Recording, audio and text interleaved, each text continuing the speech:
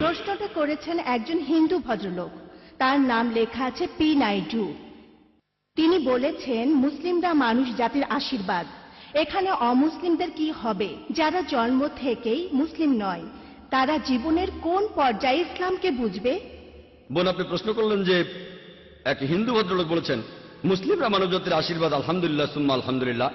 তবে একজন অমুসলিম যে জন্ম থেকে মুসলিম নয়, জীবনের কোন স্তরে সে ইসলামকে বুঝবে? প্রশ্নটার উত্তর দেওয়ার আগে আমি একটা বিষয় পরিষ্কার করে নিতে চাই।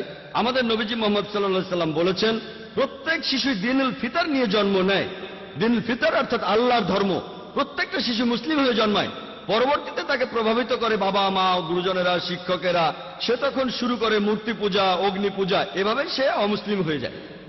সেজন্য ইসলাম ধর্ম অনুযায়ী প্রত্যেক শিশু মুসলিম হয়ে জন্মায়, অর্থাৎ আল্লাহর কাছে সে আত্মসমর্পণ করে। পরবর্তীতে তার পরিবেশের প্রভাবে সে অমুসলিম হয়ে যেতে পারে। তাই কোনো অমুসলিম যখন ইসলাম গ্রহণ করে, এখানে শব্দটা আসলে কনভার্ট হবে না। কনভার্ট মানে হলো এক পথ থেকে আরেক পথে যাওয়া, বা এক বিশ্বাস থেকে আরেক বিশ্বাসে। এখানে সঠিক শব্দটা হবে রিভার্ট। রিভার্ট মানে সে আসলে মুসলিম ছিল, পরে অমুসলিম হয়ে গিয়েছিল, তারপর আবারও ইসলামের পথে ফিরে এসেছে।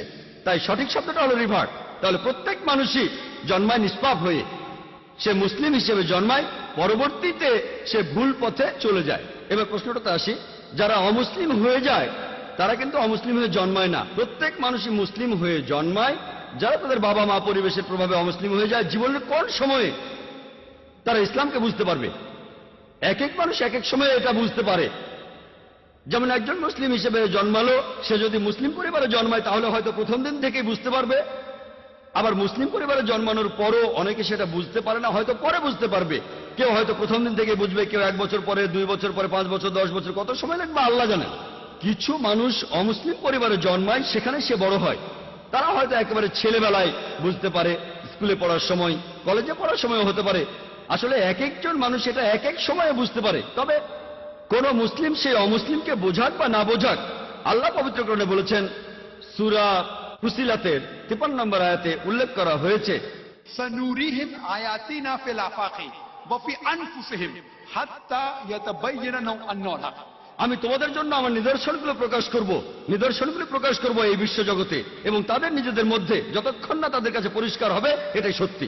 তাহলে কোন মুসলিম সেই অমুসলিমকে বোঝাক বা না বোঝাক, আল্লাহ সুবহানাহু ওয়া তাআলা এই কথাটা স্পষ্ট করে বলেছেন, তিনি নিদর্শনগুলি প্রকাশ করবেন এই বিশ্বজগতে যতক্ষণ না সেটা মানুষের কাছে পরিষ্কার হবে।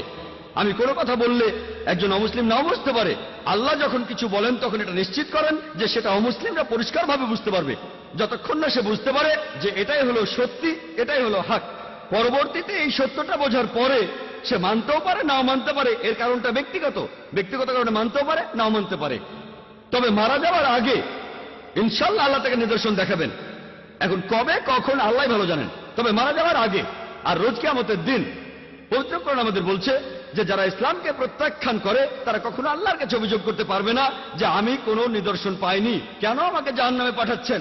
তারা শুধু বলবে আমাদের ক্ষমা করে দেন, আমরা ভুল করেছি। কারণ তারা জানে যে তারা নিদর্শন দেখেছে কিন্তু তখন গ্রহণ করেনি। তারা শুধু আল্লাহকে বলবে আমাদের আরেকটা সুযোগ দেন। আল্লাহ তখন বলবেন অনেক দেরি হয়ে গেছে। তাহলে আল্লাহ অবশ্যই তাদের নিদর্শন দেখাবেন তারা মারা যাওয়ার আগে। আশা করি উত্তরটা পেয়েছেন।